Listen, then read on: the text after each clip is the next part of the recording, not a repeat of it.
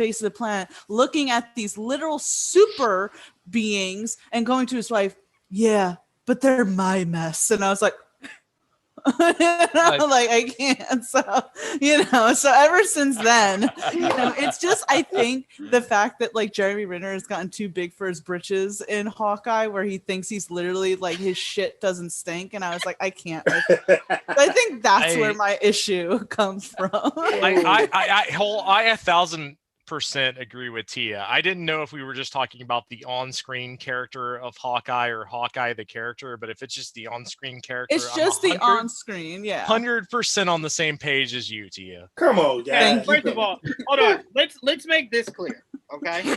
And we're not gonna go too deep into this, so you can go, Tia, so we can move on with WandaVision. But let's make this abundantly clear. He was robbed of screen time for the first Avengers movie, where he was pivotal, but pushed to the side, right? That's one. Two, him nor Natasha should have been in that movie. Let's be honest. Three, I do agree with you. It was so unnecessary to have that whole farm scene. I'm like, wait, they already showed us that Stark has numerous houses all over the world, and they're like, we need a place to get away. We got to go to a farm, where like Clint's family lives. And it's like, why? Yeah.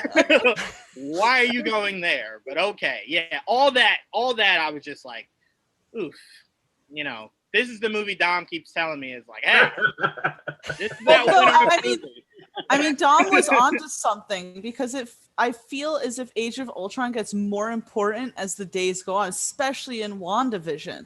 There's so much that touches upon Age of Ultron, and I'm like, maybe Dom was right. I should have been paying attention to Age of Ultron more. Just cut out the farm scene and we'll be okay. not to have a full-on game breaker, but is it a lamb chop that's behind you, Tia? Chris, you can't break the fourth wall like that. It's my dogs. My mom got her a new toy today, so it's my dogs. All right, I'm sorry. I just had to make sure that that's what I was looking at. Tia, I'll go to you now. What series are you looking forward to the most? I mean, pretty much every series I'm looking forward to except one, but we already established that.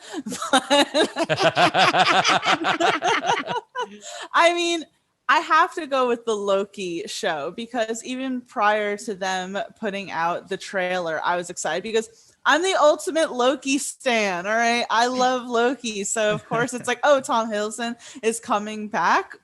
Awesome. And I love the trailer though. I love the wackiness of it. It's like, let's just go like, crazy in this. Let's not play by the rules. And I also love the trailer because, just as you guys are saying, the implications of time, but then also there's that one specific scene where he's clearly supposed to be DB Cooper in it. And I was like, this is really interesting. So is it that Loki was maybe some of these key figures in history, but we just didn't know because he was hopping around time? So it's really interesting. I'm super excited for it. But honestly, all of them, Falcon and the Winter Soldier, I will still say to this day, even though I love pretty much all of the Marvel movies, that the Winter Soldier is still my number one favorite Marvel movie of all time. Yes. So yes. Of course I'm excited for that. And I'm excited for Secret Invasion when they announce that, just because I'm so excited to see Ben Mendelsohn back. So yeah, but besides that, I mean, they're all going to be great. Even like, this is a thing I think I've told you guys numerous times, but like, I didn't grow up reading the comics. So a lot of these characters are so new to me, but I look forward to being introduced to them, because that's how every character in the Marvel Cinematic Universe has been for me. So I'm really pumped for all of them, but definitely Loki is the number one. Fair. Martin, I'll go to you. What series are you looking forward to the most? Well, you people have used them all up, so I'll be gone now. Actually, I'm kind of in the what if category, mainly because I did read these comics when they were put out. And the main thing I like about the what if thing is it gives you all kinds of different story avenues, but it also gives the ability to use, as in this case, Chris Evans can still voice Thor, even though he's not doing it anymore. I mean, they can bring in those people who can do those voices because they don't mind just standing behind the mic and reading the line if they're getting paid for it. And they got all kinds of possibilities. Evans. Evans, Captain America. Yeah. Oh, I thought you said voice Thor. I'm sorry. No. Oh, okay. I think you did. I'm Marty, leaving. I'm sorry. Anyway, the point of the matter is that they can still use the people who, even that they say they're done with it, Yeah. they still can use them for those stories.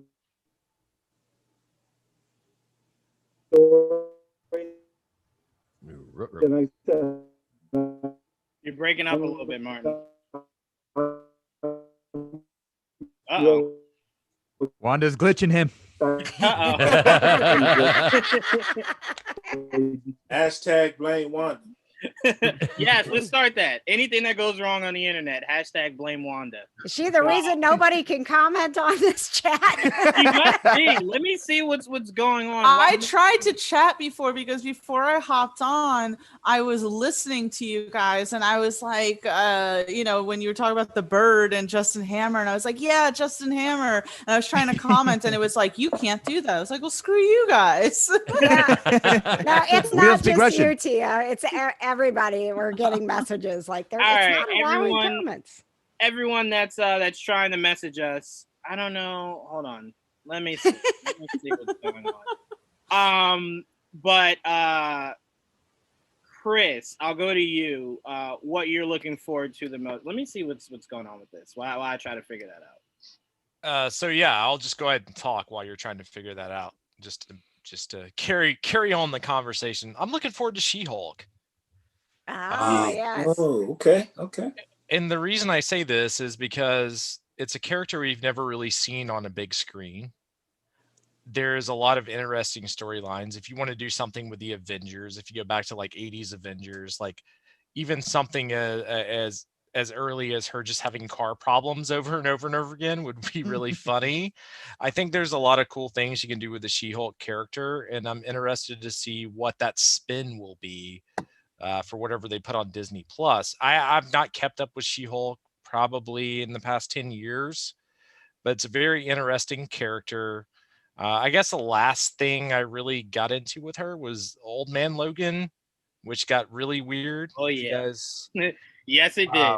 yeah, I mean that's probably the best way to put it. Is it got really weird, but as a character, I think it's very interesting. It's going to be cool to see what they do visually too with She-Hulk, based on who they casted. So that's the one I'm most looking forward to. I mean, I look forward to all of these, right? Because they should all be a lot of fun. But She-Hulk is kind of if you look at the list of things that they have, it's kind of the oddball, to me at least. Yeah, I mean, I look at it and I go, her whole reasoning of existing really in the MCU is she defends other superheroes. So the bigger question will be, how many times will she have to defend Jessica Jones? That is my big question. How many times will we see her go, Jessica, really? Like, you couldn't not throw that guy off the building? So that's stuff like that is what I'm looking forward to, is how many superheroes, even if it's superheroes that like aren't big names, like they're just like run of the mill, like lower tier characters, how much fun they have with this series. But the reason why this series is of utmost importance is I think if we ever see a certain person go from an old man to a raging, fiery monster in red, will be from that show. So to me, that is how we get Red Hulk, because we know they can't do a solo Hulk movie. It can only be a team up movie used in the MCU. So it's like, that's your shoe in. If we're getting Abomination, it's not hard to believe that it sets up other things. So she has a lot of pressure on that show, especially with the big names coming in. It's like, how do you bring in these big names and still allow her to be the focus of that show? So I'm looking forward to seeing how many interchangeable parts come through that show, and how great it could be. Yeah, and I guess the follow up to that would be Moon Knight that would be my second as far as things that I'm most excited about on this. Well, actually, if I look at the list of Disney Plus, when you said Disney Plus things you're most excited about, and then it switched over to Marvel, I was like, oh man. I thought, Come on, Ahsoka. Come on, I got so many. Let's go. Come on.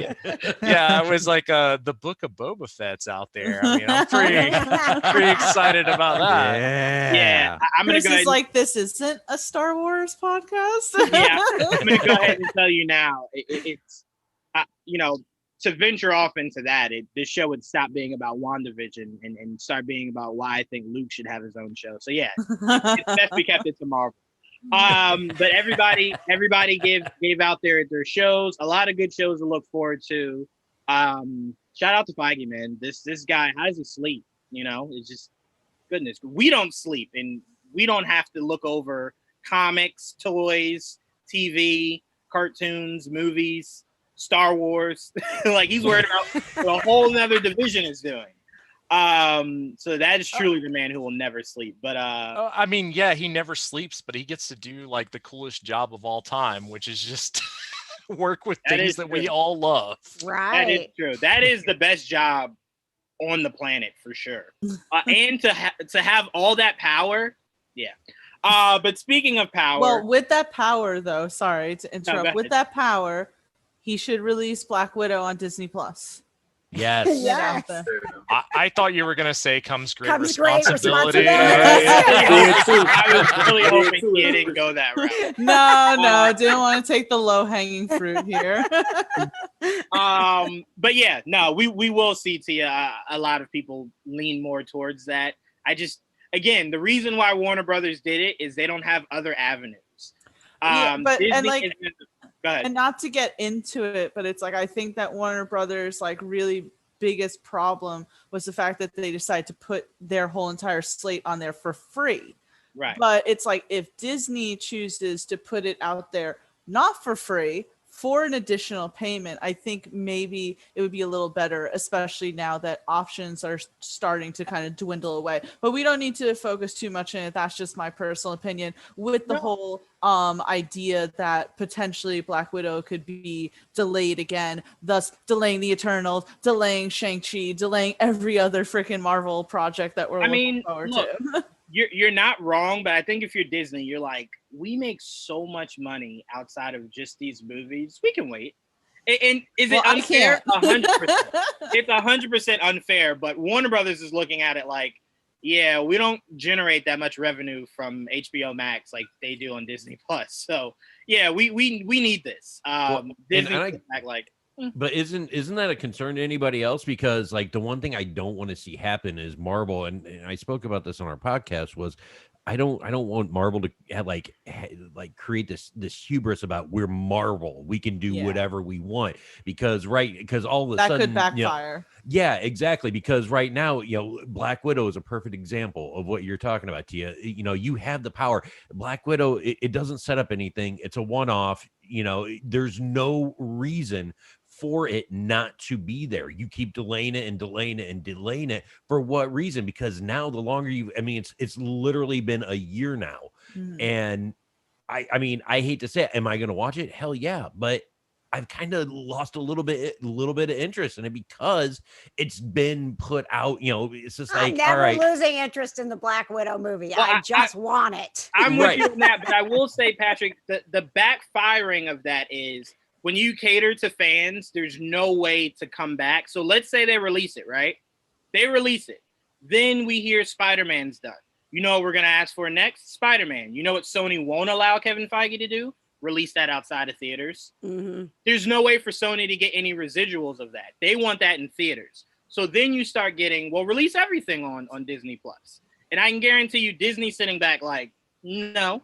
Well, they could do, though, a hybrid like Warner Brothers is doing. I'm not saying to not put it in theaters, but it's like, I've mentioned this before. In New York, no movie theaters are open. So they could release literally Black Widow tomorrow. And all you guys who live in states that, theaters are open, you can go see it. But I'm going to sit there and go, can't see it. Sorry, guys. So it's like, do a hybrid of it.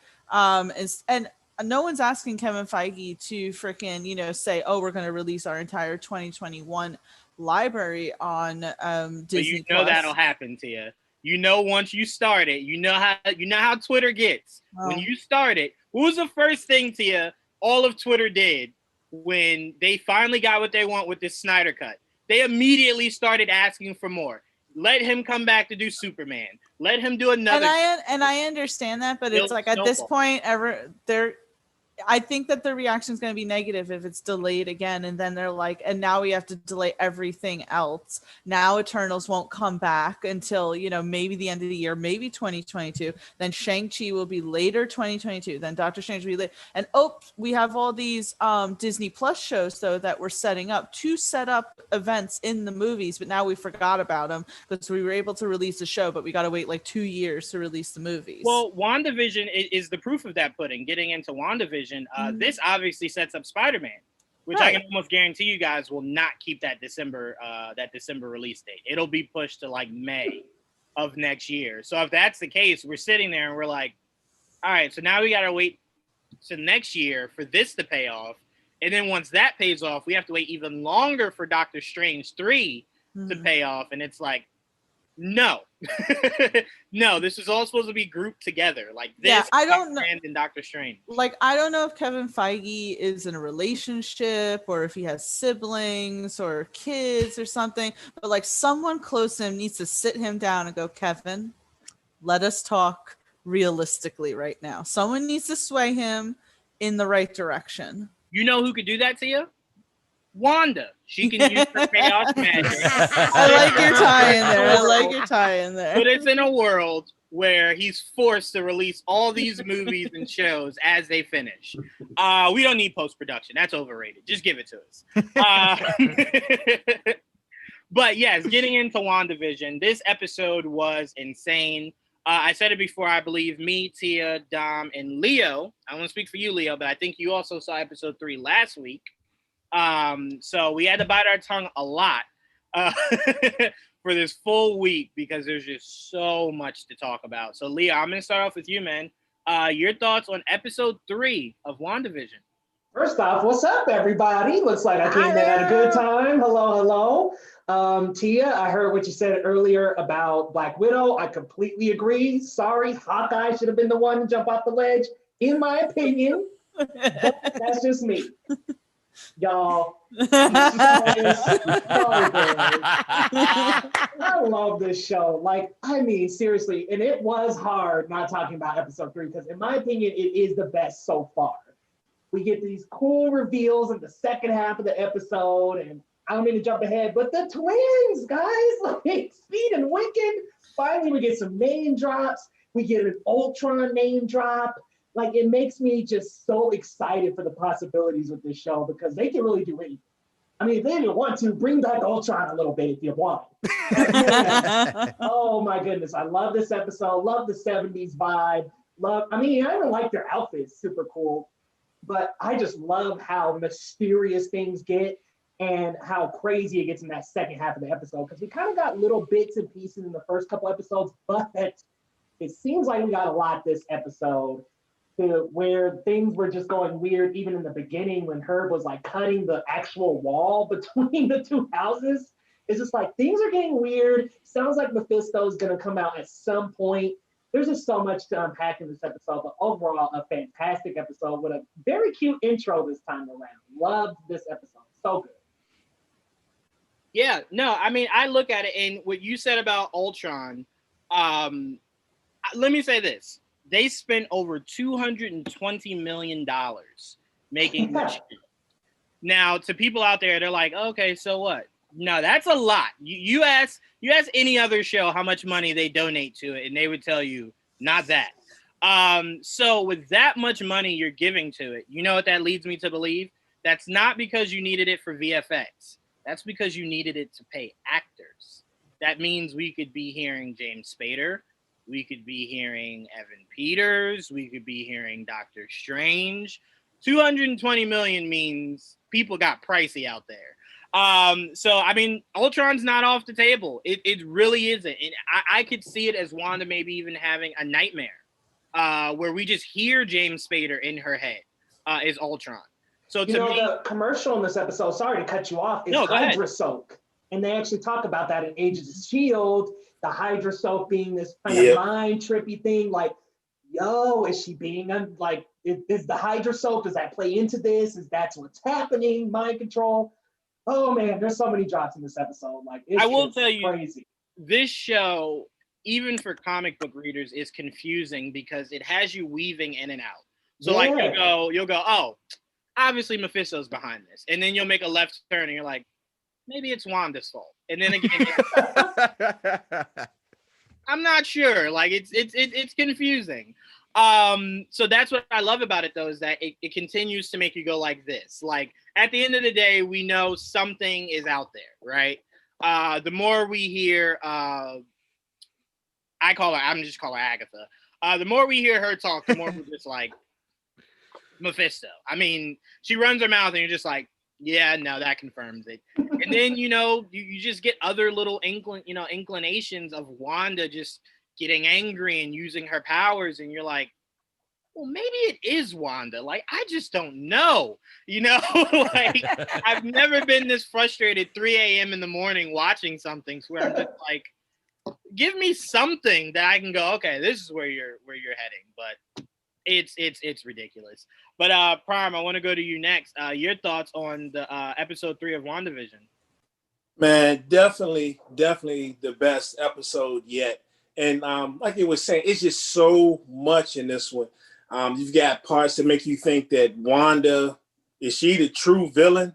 Like, period, in all of this. There's so much that leads towards that. We get the, Geraldine, BKA, we know she's, Monica Rambeau. We get her in her colors, which is, some of the colors that she wore in some of her aliases down there. I don't know if a lot of people caught that, some of her aliases through the comic books.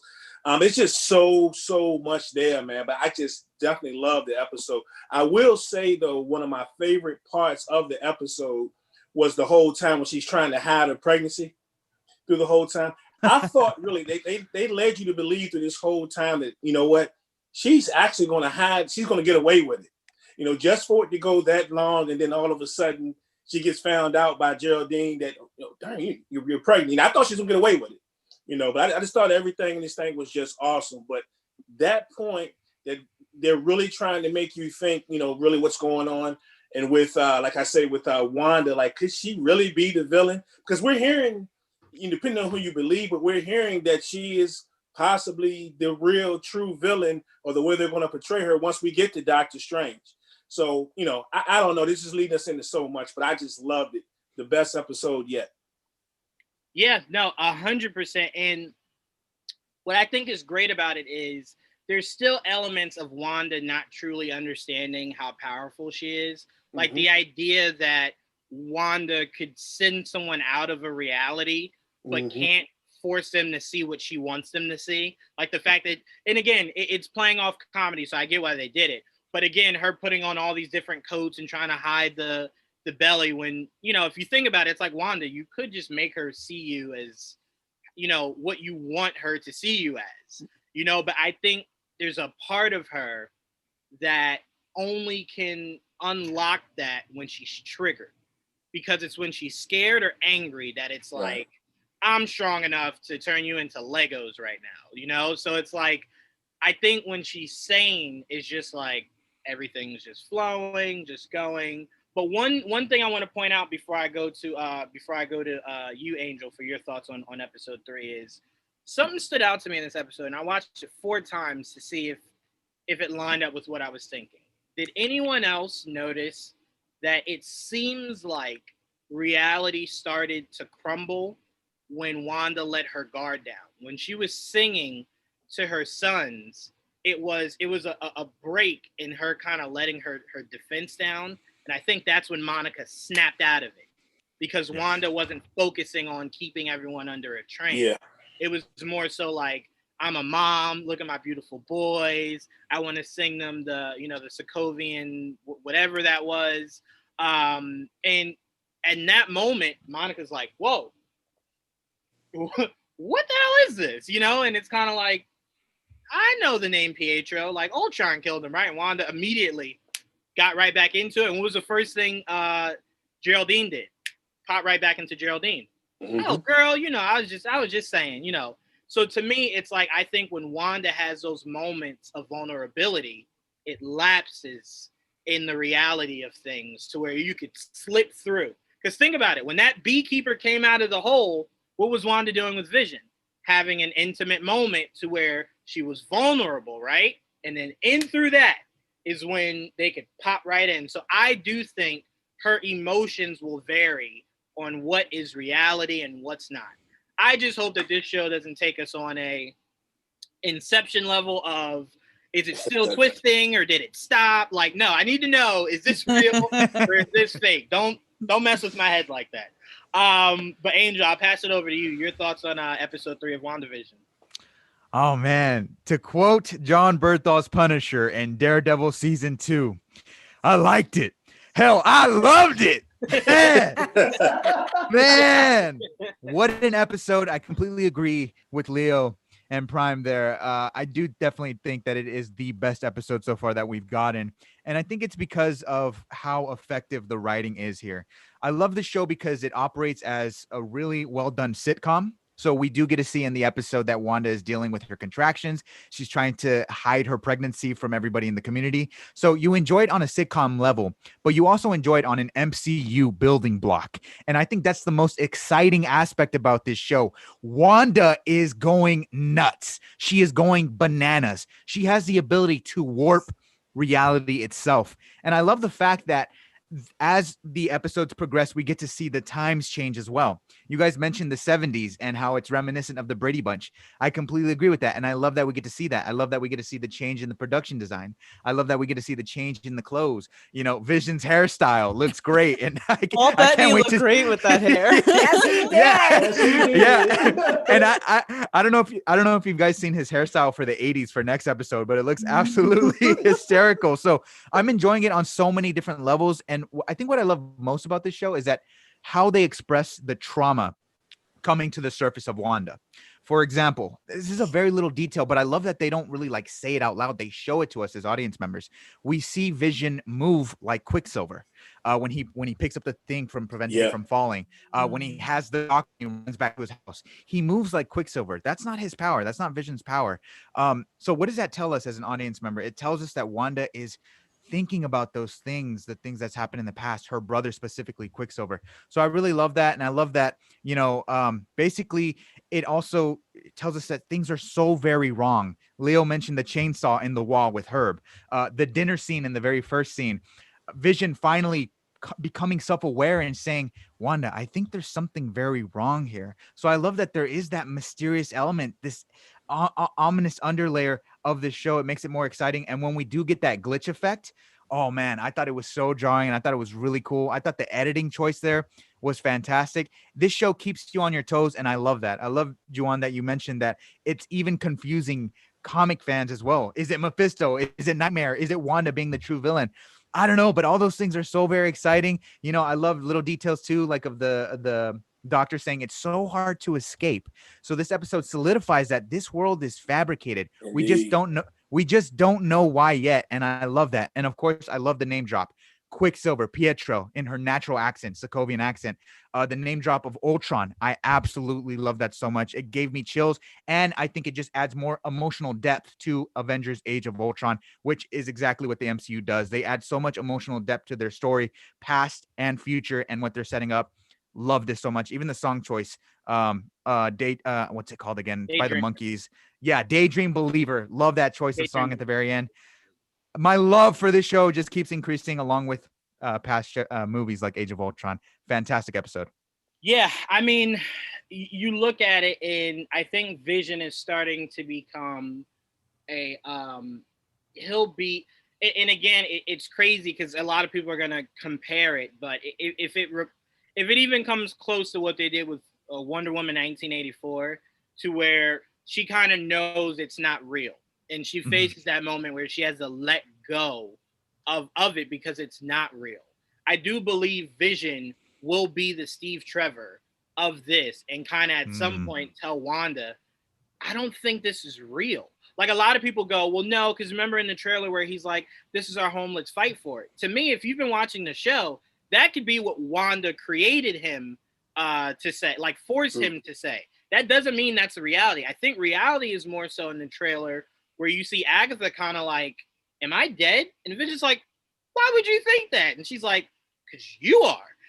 And Vision's kind of like, what? And it's like, yeah, man, what's going on here, you know? But that would break me. Like, the Steve Trevor thing in Wonder Woman 1984 didn't break me. But, like, the chemistry that Paul Bettany and Elizabeth Olsen have together, it's like, oh, man, like, to break that, which is like, now that you mentioned that's probably going to happen, but I would hate it.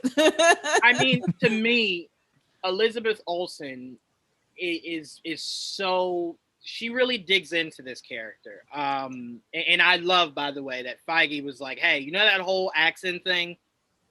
Forget about it. Don't even worry about it. It doesn't exist anymore.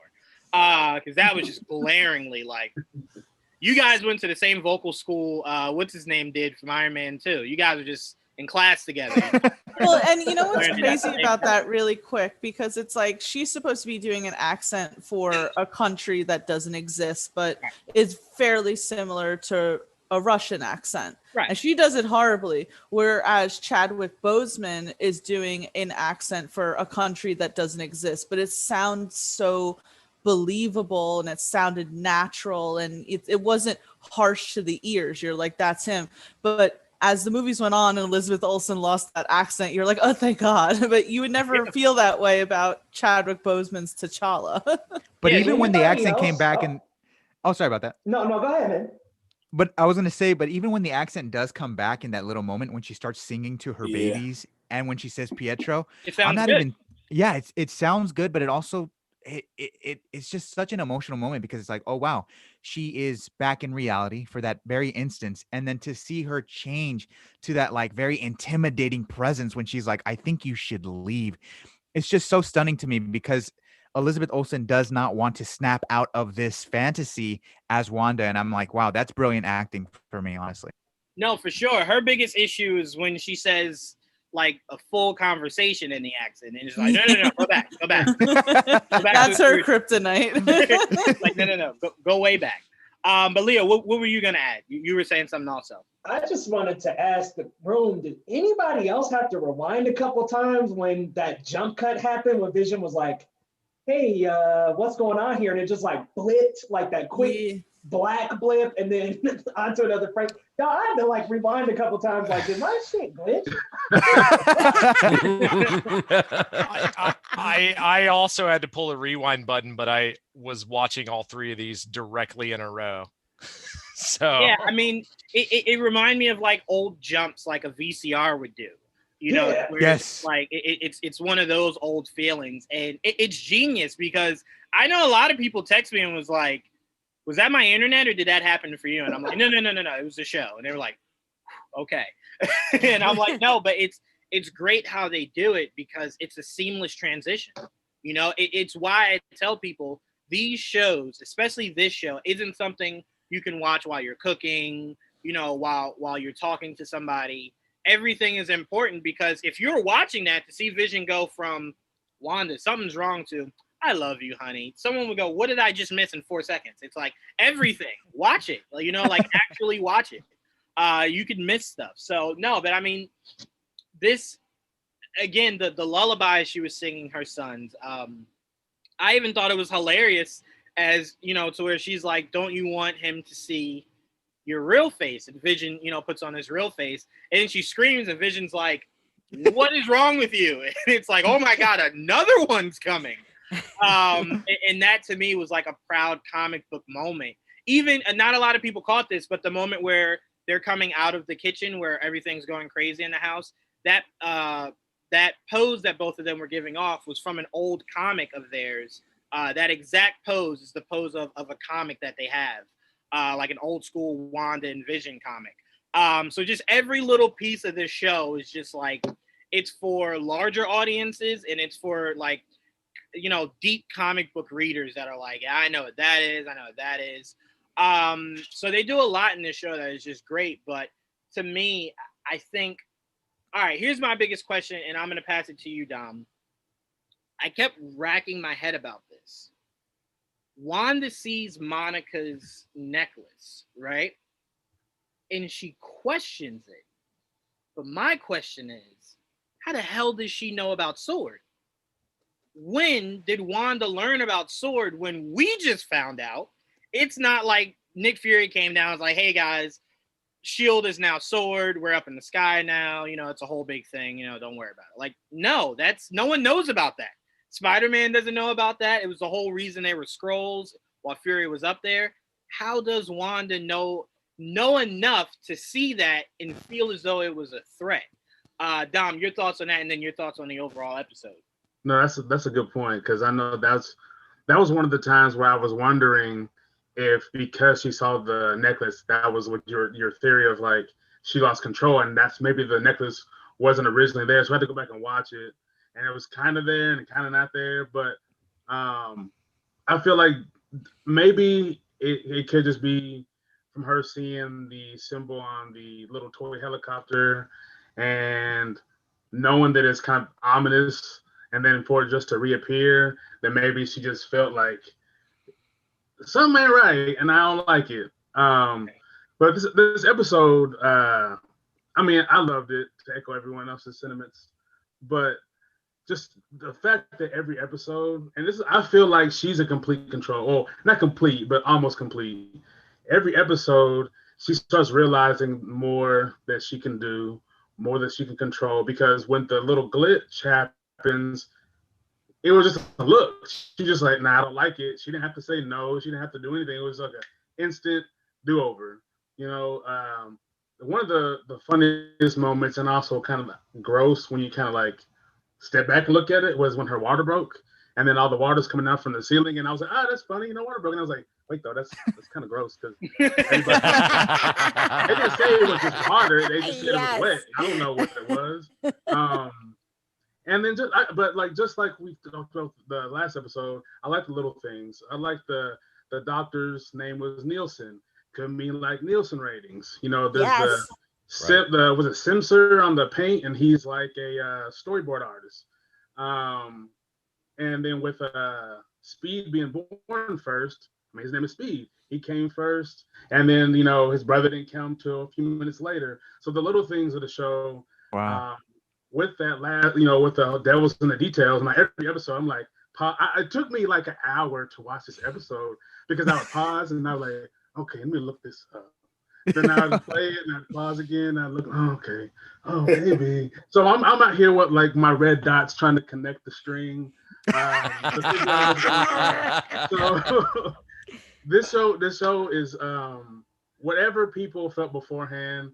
I hope that they feel excited as we do with this third episode, because it just keeps getting better. And I don't know how they're doing it. But I will say my last thing is with the show, that the comedy wasn't as cheesy as the previous decades. So I feel like the show is going to lead more to a darker tone, because of as 80s or 90s, like the popular shows are a little more dramatic. There's not as much sitcom. So I foresee like the next couple episodes getting it's gonna ramp up on the darkness a little bit. No, 100%. And you connecting your red dots, it made me laugh, because watching this episode, I had my Jimmy Neutron moment, to where like I'm trying to go deep into my brain and go like pull all the comics you've ever read about what's happening here, and like piece together just small things. Like I'm sitting there and I'm like, him cutting through that, like, have I seen that in the comic before? I'm like, no, that's just because he's weird. Like, okay, all right, you know, check that off. Like, all right, next thing. So I'm just sitting in there having Jimmy Neutron moment, trying to figure everything out. But yeah, I mean, got a blast. Exactly. This show is completely crazy, and one of the sitcom, I don't think they're catering to it, because I think they're doing Modern Family instead, but the way this show is going, I thought this show would have been perfect to emulate The Office, to where it's kind of like you have like, because picture if, you know, they're living in this fantasy with Wanda, but their confessional is them going, it's really weird in this town, like, you know, like crazy things are happening. So it's like it's blending in and out of fantasy and reality, to where when they do their confessionals, they're like, I don't know what's going on. Yesterday, Wanda snapped her fingers and like a whole house disappeared. You know what I'm saying? Like things are weird here. But again, my working theory is pay attention to who starts to become missing from episodes. Hey, Juwan. That's very important. Yeah. I just wanted to quickly say, did anybody else catch this or love this? They right about that time when they were out there trying to figure out what's going on, and the appliances and everything is going crazy, and the lights are going on and off, and they kind of strike that I don't know, Charlie's Angels type pose, which was actually the pose from I think it was WandaVision, the first episode of the comic book, first issue of the comic book. I just thought that was awesome. Like just the way they held that pose, it was crazy. No, I completely loved it. Yeah, that was one of the moments where I was just like, oh, they're really going all out. Like you would have had to read these to understand the significance of some of that. Mm-hmm. But yeah, I mean, I'm paying attention to who I'm starting to see less and less of going forward. Like I've been writing it down. Like I have, like Dom said, I have on a board. So I'm like, what was it, Charlie Day from Sunny Days in Philadelphia or whatever? Like he has a cigarette and he's just like, what's going? Like that's me with like who I'm like. Okay, I saw him in episode 1, didn't see him. So I mean, yeah, this is just it's weird. But I'm gonna go to you, Tia, because the biggest question I want to start you off with is when Herb was starting to reveal things, and we were like, okay, here we go. And then Agatha's like, you shut your mouth. Oh, yeah. It's like, okay. And to me, Vision is just like, all right, I don't want to read too much into it. But what I thought was funny was the idea of, we've all had that moment to where like you walk by and then someone immediately starts whispering and you're like part of your brain's like, they're talking about you. And the other half is like, no, maybe they're just talking about whatever. And then that other part of your brain is like, no, I'm going to go see what they're talking about because you're not just going to whisper around me. But before I pass it to you, Tia, KJ, we got something in the live chat? Yeah, we've got a couple of comments. Michelle agreeing with how great the acting of Elizabeth Olsen has been. And let's see, Colby told me wants to know how accessible WandaVision is so far. Accessible as far as like, yeah, I think we need to follow up on that question. Yeah, follow up on that, because I'm like, accessible, like how can you watch it is Disney Plus. But yeah, as a show, I never read the Vision and the Scarlet Witch, which came out in the 80s. I never read it, but as a show, as far as just accessing it and watching it, it's great so far.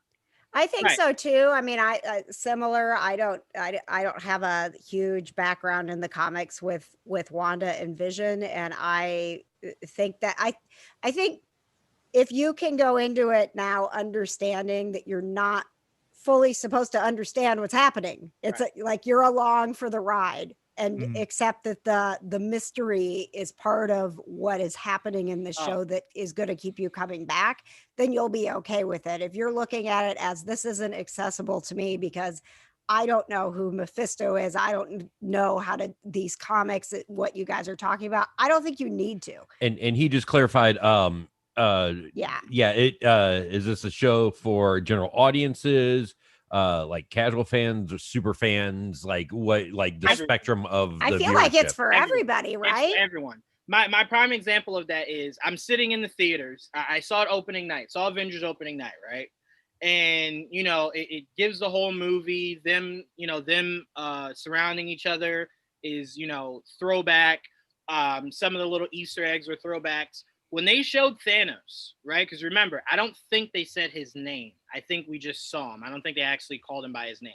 A lot of people in the theater just, like, I was the only one there like, ooh, and everyone was just like, so, you know? So to me, it's one of those things where it's like, but it didn't take away from their overall experience of watching that Avengers movie. You know, it's just, hey, stick along for the ride so you can find out who Thanos is. So it's one of those things to where it's like, it's for everyone. You know, there are people that enjoyed the comedies from those eras that watch it enjoying that. And like I said, there are people that know these comics religiously that are stalking every motion of every character. And then there are just people that are like, I know who Wanda and Vision are, and I watch it for that. So it's for everyone, honestly. There's no following up. Oops, sorry. I agree 100% with Juwan on this. I think it's just, I mean, the way it's filmed and the way it's shot, you don't necessarily even have to know about the comics to enjoy this for sure.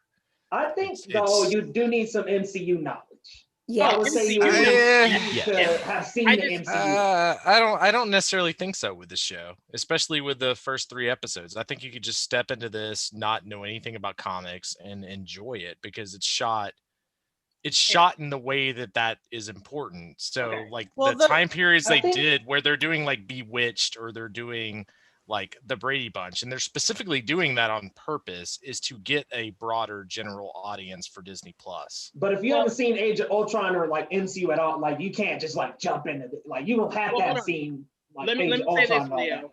Let me say this. It's the same thing when I tell someone like when someone will ask like, hey, like, can I just watch Infinity War without seeing anything else? Should you? No, absolutely. Never should you do that. But could you watch Infinity War and go, this is such a great movie for what I'm seeing? Absolutely, 100%. You don't necessarily need it, but I wouldn't tell someone openly like, hey, don't ever watch anything before this, just jump right into it. I wouldn't suggest it. But if they were like, I have no interest, I'm like, okay, well, just know you'll be watching it, and when other people are gasping or can't catch their breath because, you know, they're geeking out, you won't understand it. And if that's okay with you, then, you know, no problem. You know, it's not for everybody, but I want to pass it to Tia real quick. Well, I think before you pass it to Tia, I think the entire point of the show and some of the way it's filmed and the way it's produced and even some of the trailers that are shown on YouTube, etc., is to get in a broad general audience, right, so that you can get them to go back and watch the rest of it. Right, to get them into MCU, and this is a good onboarding point. This is a good onboard type of show because it is 2 kind of weird characters in general that you can tie back into your entire universe, and the way to do it is to make it relatable to other people through stuff like the Brady Bunch or Bewitched, etc. It's great writing. That's what it really comes down to. But that's the importance of it being on Disney Plus, is that you could finish episode 3, and then right there is all the MCU movies that came before it.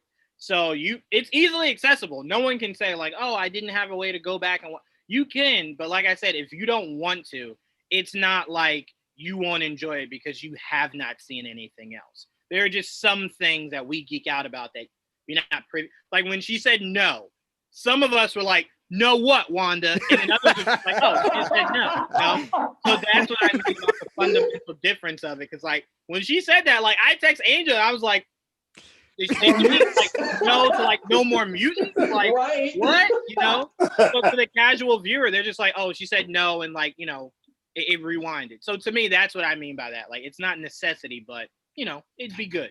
But I'm sorry, Tia, go ahead. Whatchamacallit it? So 2 things before I go to the WandaVision scenes, and I'll make it really quick. With WandaVision, if you've never seen any MCU stuff prior, the 2 things I would tell you is, hey, just so you know, this one character that's purple did die in a movie previously, and this is the first time we're seeing him since then. So that's a little wacky. You should know that. And this woman has reality breaking power. So know those 2 things. And also, and it's like, Joanne, you and I've had this conversation before, and it's like, I get it. You don't necessarily need to watch these movies beforehand, but I remember sitting in the theater to go see Avengers Endgame the second time, and it was in the public theater. It wasn't like, you know, so people were talking, and these people were in front of me, and this guy and this girl were clearly on a date, and the guy goes, hey, I know that you've never seen a Marvel movie before, but it's okay, I'll explain as it goes how things are. And I was like, no, you're not. You should have done that before you went to the freaking theater, all right? Endgame is not that type of movie, all right?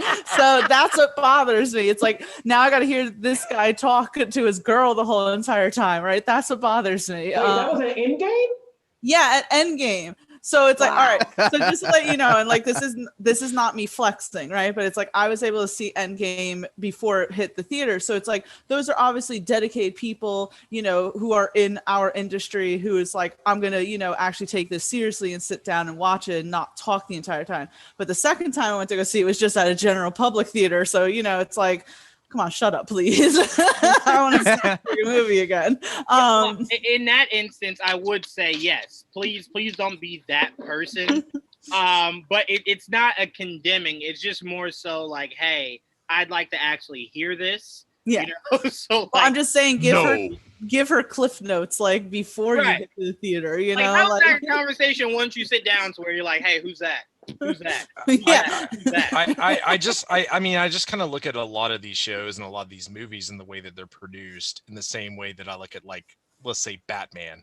Like, I love late 80s, early 90s Batman. That does not mean that I need to go back to the golden era, which I did, but you can onboard anyone if it's done properly and written properly and filmed well. Yeah, absolutely. 100%. And I like what you said, Chris, about how WandaVision could potentially pique people's interest because it is a fun show.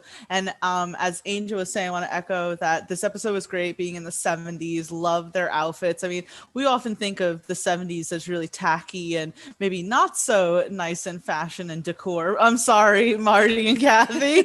I just saw them have heart attacks there.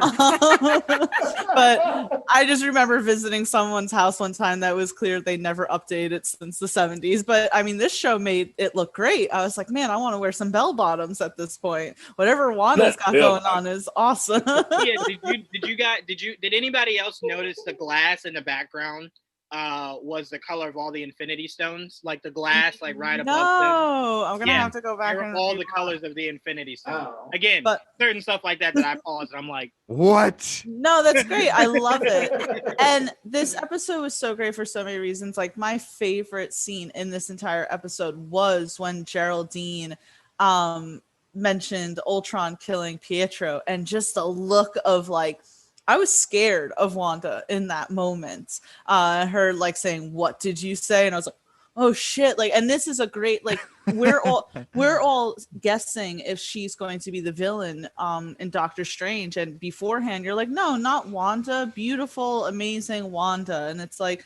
but this I think is kind of maybe getting you prepared that she may take that sort of role. But to your point, Joanne, that scene was great.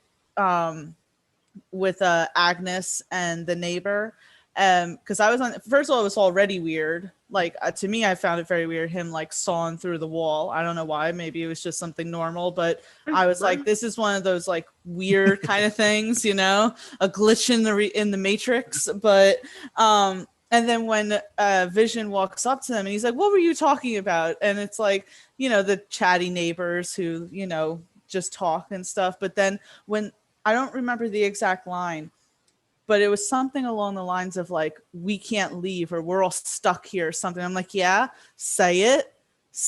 But they, you know, stopped right at that moment. It was a really great tense moment that I think got away from the campiness a little, and then showed that this is going to be a really actually serious show. So I really loved it. And I almost felt bad for Vision in that point, because I think that in many senses that Wanda is the orchestrator here, and even Vision is a bit of a victim to her, you know, crafting all of this. So it was great. Leo, that's amazing. I love your background there. But wait, Thea, you mean as far as when he was talking to Herb and Agatha? Is her name Agnes or Agatha? Agnes, but she's Agatha Hart. Yeah. Definitely. And her husband Ralph looks better in the dark. Right. But yeah, anytime they say Agnes, I'm like, the name Agnes is only for people that don't know she's Agatha Harkness. I'm calling her Agatha. But Herb never got out what he was trying to say. Well, that's what I'm saying. Yeah. That's what I'm saying. The doctor said it's hard, you know, it's impossible to leave. Right. So the doctor is the one who's letting you know, like, I can't get out of here. And like Vision heard that and was like, okay. That's what I'm saying. It's like, I don't think that clicked when he said that to Vision, but I think in that moment with Agnes and Herb, that he was like, no, there's something you're not telling me. And that scene really was like eerie to me, just because, again, it was like, oh, now are we understanding that the neighbors and the townspeople are aware that they're not in a real sort of situation. So that was like a great little scene. And I found that to be more telling than the doctor saying his line. Now, something to weird you out before I go to KJ and Patrick. Someone had this theory, and I'm like, I don't hate it, but someone had the theory of, because we know the situation with Vision, what if nobody in this town, obviously except for Geraldine, what if nobody else in this town is alive? What if Wanda is I thought about that. Yeah, she's conjuring up the idea of these people, but they're not necessarily real. Like, they're either made up or they're not alive. It makes you think even more when Agatha is like, am I dead? You know, like I shouldn't be seeing you, Vision. That's very like Black Mirror. If right? you think It kind of goes along with when Vision was explaining why he wanted the name Billy. He's like, well, after William Shakespeare, the whole world is a stage and other people are players. Oh my God. Whoa. You know, Right? Ooh, I'm getting chills. Hold on now. Excellent parallel. I feel like these last 2 weeks we've been trying to put together a puzzle and we keep putting it in wrong. And when Don said that, we just got it correct. We're like, all right, we can move on to the next piece now. This is great. But no, I mean, I like that theory. I don't necessarily agree with it. I think she more so went to a town that didn't really have that many people, and she's now influencing that town of people. I think that's more likely. Because again, at the end of the episode where we see them swarm on Monica, I don't know if anyone else knows, but that was a lot of empty real estate there. Like that looked like an open field that they were stationed in. So, but my biggest question, passing it to you, KJ and Patrick, is looking at this. I have it in my notes. I couldn't figure this out. Is this a show that we're watching, or is this a show that they are watching? And what I mean by that is there a chance that Sword is viewing this from the mind of Wanda, to where she's passed out somewhere, like in a coma or whatever, and they like hook this stuff up to her to be able to see what's going on in her head? That's why he's asking, who's doing this to you, Wanda? Like, what's going on? She's hearing it as if it's inside her head, just not in front of her. So I legit sat up at 4 a.m. in the morning, like crisscross, like on my bed, like, are we watching this or are they watching this? Like, clearly we're watching it, but is this a show to Sword also? So what do you guys think on that? And then your overall thoughts on the episode period. Yeah, I had that exact same thought, Juwan, especially because I'm like, this is all in her head. This is all in her head. It's none of this is real. And then Monica gets tossed out, and I'm like, well, she was real. So, so crap. Like, then how is it all in her head if all of the players are actually real? And then how is Vision alive if all of this is actually real? And so, I mean, I don't have any answer for that. When she got like booted out, I was like, well, I have no idea what's going on here. But yes, I definitely think that like we've seen enough cues that someone is watching. And as you looked at that scene where all of the trucks are coming around, people are coming around, there's bright lights, there's clearly like something physical that's been set up that is going on. And is that an experiment that's being done to Wanda, or is this something that Wanda created herself? I wish that I had some insight, but I literally was like, okay, well, we know it's real because Monica got kicked the hell out of there. So yeah, I think what I really, really loved about this episode is with the first two, we were questioning a lot about like, what is this? What is happening? And then and I think a lot of people were, part of the reason they were dissatisfied with it is because it didn't feel connected to the MCU, where in this one, it was like, oh yeah, we're going to get into this. But they did it in a way that you were enjoying the storyline, the 70s feel, everything was so authentic and it's great. And then they're like, remember, this is the MCU. Like, you're like, oh yeah, I mean, when she said her brother's name, your heart just sinks because you're like, oh, she misses her brother so much. And it takes you out of the reality, just like it takes her out of the reality for a second. You're like, no, I don't want this either. Let's stay in this happy place. Because you're right, out there is not going to be fun. But I think that we definitely know that is where this is heading. And we're going to watch this, unfortunately, kind of crumble around to where we see the real Wanda. And is Wanda broken and sad? Or is Wanda just too far gone and becomes the villain? And I don't know, but either way, I'm like, I can't wait to see what happens, but I also don't. I'm kind of like Wanda, and that maybe we can just go, no.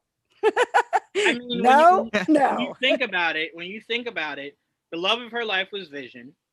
Obviously, she loved her brother. Yeah. Her best friend to a degree was either Hawkeye or Cap. I torn in between who really. But you see them and you're like, she had this really good relationship with Cap, Tony, Hawkeye, Vision, and her brother. And then like dominoes, her brother died, Vision died, Cap is gone, Stark died. Hawkeye was like, hey, I have a whole family. I'm sorry. You can't come with me. Like, sorry, and I'm about to train somebody. I don't have the room for you.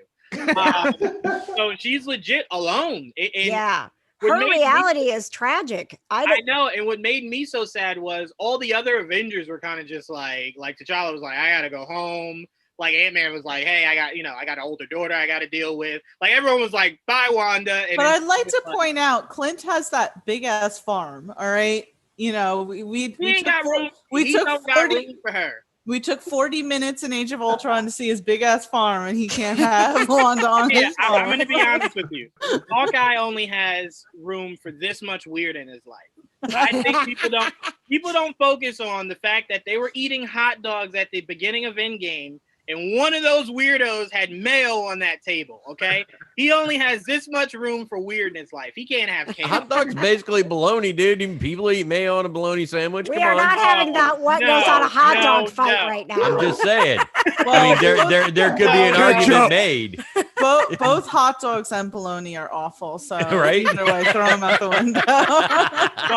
But no, I mean, going back to it, Wanda is very much alone. So I do think when this is all broken up, I do think it will drive her mad.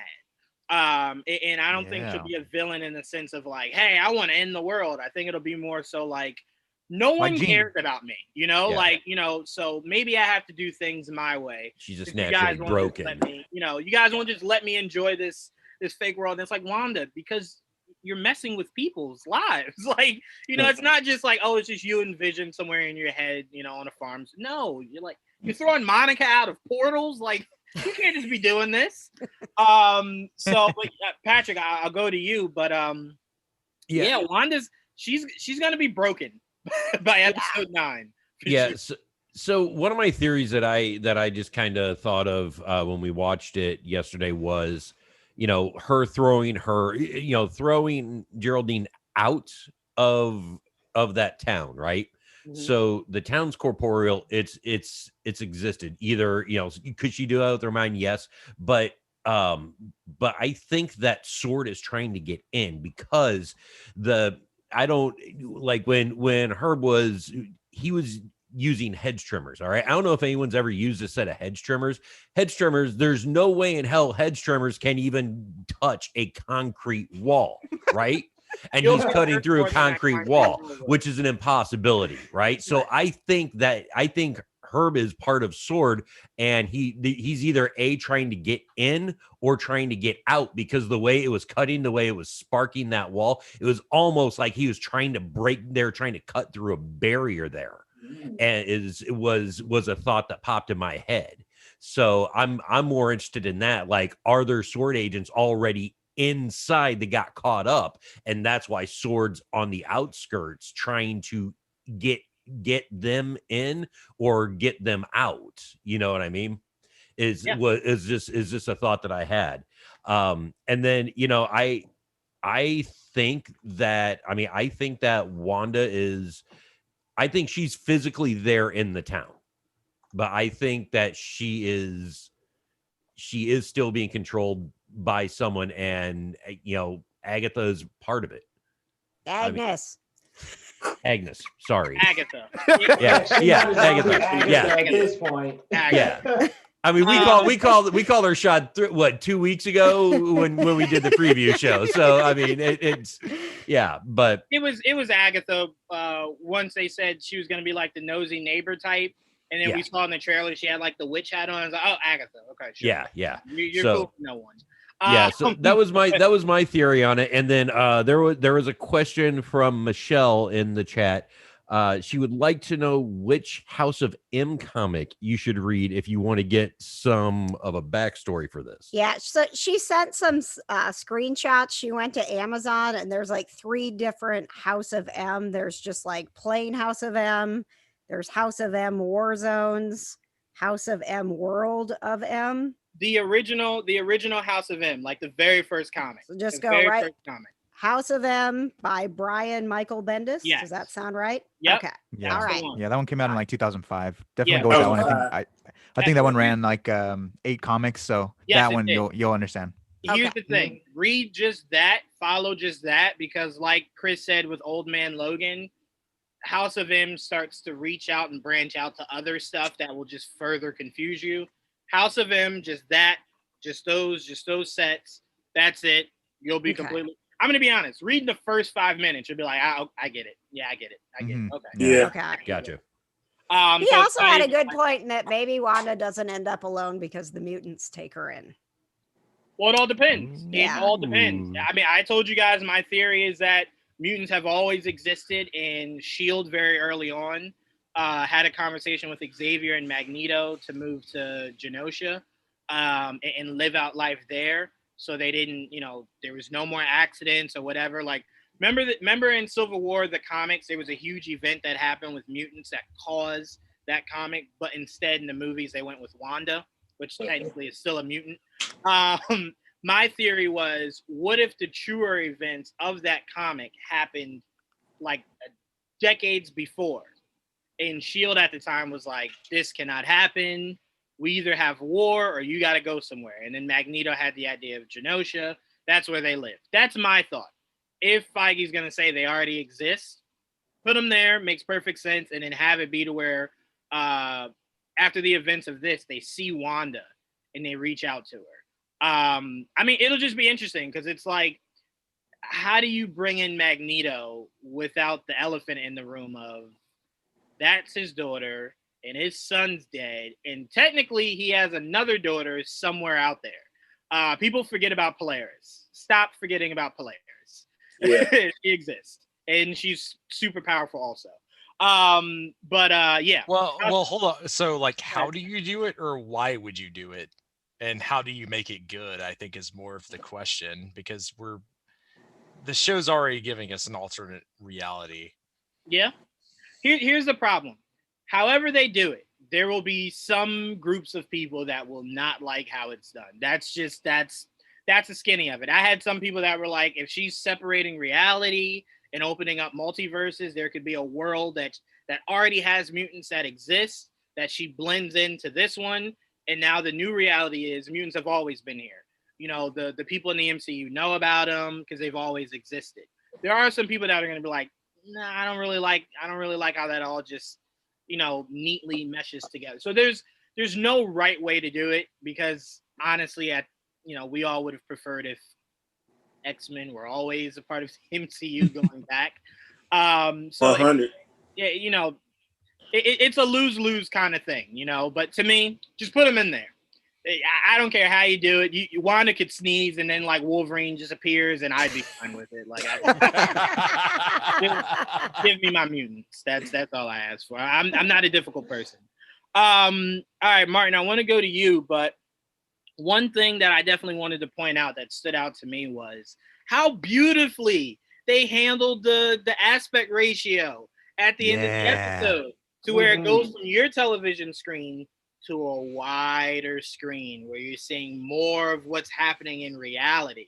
I thought that was beautifully shot. It was my favorite shot of the whole episode because it's something small, but it's so cool how they did it because, you know, most people view it like how you look at your laptop. And then it's like when you go to a theater, like in IMAX, how you see the screen expand when the movie's about to start. That's how I viewed it. And I was just like, I love that. Like, that was so awesome. And then the shot of like Monica, like, what the hell just happened? And you see all the swords start swarming in. I'll be really interested in seeing how the next episode starts. Does it start with, the follow-up of that? Or is it more so, we're back in Wanda's head? You know, like, forget all that. We'll get to that in another time. We're in Wanda's head now. But Martin, what did you guys think of the third episode of WandaVision? Well, I remember we started this whole thing out saying I was going to want for you folks to explain to me what was going on. Well, I've heard a whole bunch of different theories that kind of blend in with the way when I originally started it out. And that is, I'm kind of like you. I'm kind of thinking, number one, Wanda has suffered a lot. I mean, she's between, you know, the loss of her parents, to the fact that she experimented on with her brother. She lost her brother. She lost Vision. She lost Sokovia. The woman went through a lot. And I could foresee, especially after everyone left at the end of Endgame, and she was kind of by herself, where she kind of struggled with that and then kind of created her own reality to try to cope. And as you said, maybe perhaps they found her somewhere unconscious somewhere, and they're trying to help her. And to help her, they're trying to reach into whatever place she's at. And whenever anyone starts to interfere to a point where it's a problem, she just kind of rewinds a little bit to change it back to the way she wants it to be. And when you go too far into interfering, like Monica did, you get your ass booted out. And now, and I could see how, if they cannot help her, how this could end up, as you say, turning her maybe into the villain, mainly because I would imagine even in an unconscious state, her powers could have, real world consequences. And they're trying to get to her and rein that in. But the further she gets in, the more she can't quite control it. And that's just what I thought going in. And I say I've heard from all of you pieces of it that make sense, and I still don't quite understand.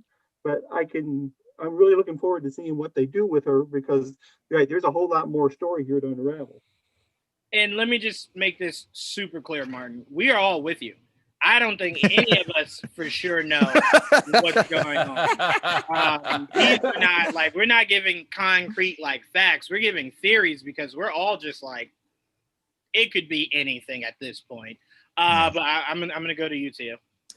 Yeah, so really quick, you guys just got me thinking. When Geraldine is flung out of that world, you see her on grass, and obviously the sword agents coming in, and you see also these lights or something. Yes. Like, did you think that was supposed to be maybe like lights and cameras observing, like maybe she's like in a bubble or something like that, and that Definitely. they're like literally it's like a roped off freaking facility, and they're just observing what happened. It kind of reminded me of Thor. Yeah. How they were set up with all those lights and the tents and everything. That's exactly what it felt like to me. Yeah, when Hawkeye had his really cool entrance to the MC. Yeah. I remember that. I'm starting to root for this guy. Yeah. But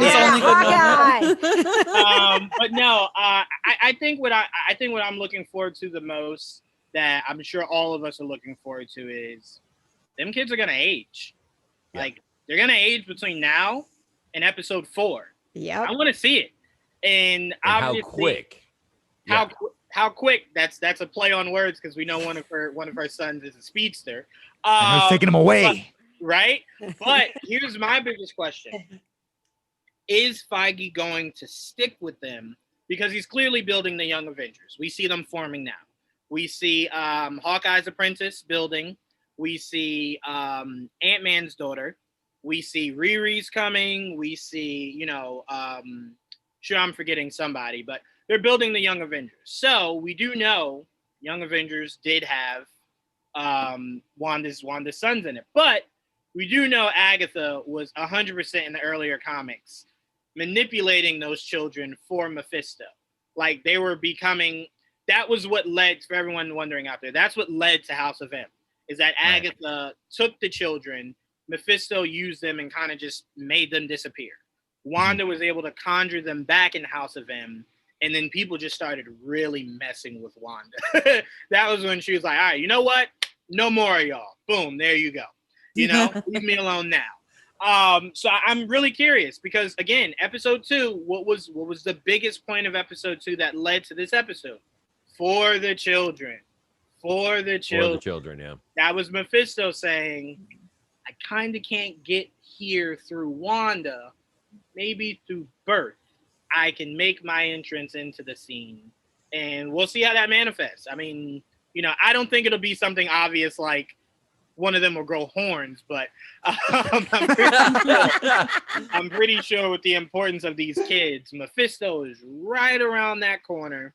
Do you guys think, because hasn't it been confirmed that Evan Peters will be in WandaVision? Yeah. Do you feel as if, because I just refuse, I know that they're playing with like the Sony characters coming back and reprising their roles, but I really don't know if he's going to be playing Quicksilver or maybe he'll be playing one of the children grown up. And I only mention that because there was a rumor site that said, oh, he's going to be Quicksilver. And I was like, I just don't believe that at all. It's too easy. Yeah. But I was like, maybe he'll play one of the sons. I liked Juan's theory that like, what if he's the beekeeper? You know, I mean, if he comes back, yeah. The only reason why being her son is just slightly unrealistic is because if they are building the Young Avengers, they would need her son to be around 15, 16, 17 years old. And albeit Evan Peters isn't like 90, I just don't think you're aiming for Evan Peters to be in a movie where he couldn't play a young kid. I mean, Tom Holland's playing like a 16-year-old. Tom Holland Tom Holland also will be 30 and looks like he could be in high school. Right. Yes. He's a bit different. But no, I would like them to go after actors that are around 16, 17, 18 years old for her kids. If again, Feige's plan is to use them for the Young Avengers. If Feige only is using the kids for the premise of this show, go wild. Bring Evan Peters in to be a form of a speedster that's just not Quicksilver. I wouldn't mind. But KJ, I'll pass it off to you. You want to read that? Yeah. So we had one of the comments and pointing out like those children are the only children that have shown up in the show so far. There have not been a single child sighting yet. Nope. Except for the twins. But it's for the children. Not at all. For the children, yeah. Whoa. I told you guys last week there was a reason for that. There was a reason for that. It was Mephisto whispering from beyond, like, make those demon babies for me. That was, think about it. Like Wanda heard for the children, it was being driven so much that she was like, I want to have kids. And it was just like, Wanda, what? It was like, yep, pregnant, Vision, and they're yours. So don't run. You know, like that was the kind of thing like I looked at it. So I'm like, yeah, the children are definitely from Mephisto. He's on his way. You know, that to me is what eliminated Nightmare from the scenario. Once I heard for the children, she got pregnant. Now the kids are here. Mephisto. And I think it'd be pretty crazy too if she got those kids taken away by the end. She says, you know, something like "No more Avengers" or "No more multiverse." I think that would be pretty crazy. If she says "No more Avengers," no more Avengers or no more multiverse. And you know, since we have heard that this is connected to Spider-Man 3, I think it could make sense. No more multiverse, and then we start to see Andrews and Toby's collapse, and they have to figure out what's going on. How do they save their universe? You know, the idea that she says no more multiverse, and it's what blends all the worlds to one, and we're now looking at. Then it would really speak to your point of like, did I just see Hugh Jackman's Wolverine? Yeah, no more multiverse. Yes. That's so good. God, oh no! Why did you put that in my head now? You won't be able to go to sleep tonight. So I'll just be thinking about that like over and over and over again. But I'm sorry. Go ahead, Chris. Yeah, I was gonna say, wouldn't that mean the complete separation of the movie versus comic universe? If you're gonna be like, no more multiverse, that kills like all crossovers of all time in the comic world. Well, to be fair, in the MCU, the whole point of introducing the multiverse now is to close it. So it's to show you what could be out there, and then to bring it all into one, so you don't have to worry about it. Like there won't be a larger like other worlds out there as far as a multiverse after they wrap this up in Doctor Strange 3. Is that what it's supposed to be? Because I just always felt like it was a bunch of buddy cop movies. No. So they're opening up the multiverse for us to get stuff like Andrew Garfield, Tobey Maguire, maybe Hugh Jackman for a cameo or something like that. So it's to open that up, and then Doctor Strange will close it, blending everything together. Now, what those worlds are that he's blending is the question. But no, I don't need any more multiverse once this is ended, because I don't need like, oh, yo, how dope would it be if like Wesley's blade was in Mahershala? No, I don't need ridiculous stuff like that. Like, close it off. And how did you pick one thing that's awesome and then say I don't need that? I don't need Wesley's blade to be in Mahershala's blade. I don't. That's like saying, do you need Nick Cage and whenever they do another Ghost Rider? No, I don't need it. No. Yes. Juwan, we need Wesley Snipes on screen again. We need Wesley Snipes on screen again. Yes. Do we need Nicolas Cage? No. We need Wesley Snipes with Nicolas Cage. Yeah. Yes. Can we please get Nicolas Cage from Bad Lieutenant just detecting who Ghost Rider is? Because we just need Nicolas Cage with some MCU cocaine. Let's get it. Yeah, this is why I hate the multiverse. Exactly what y'all are doing now.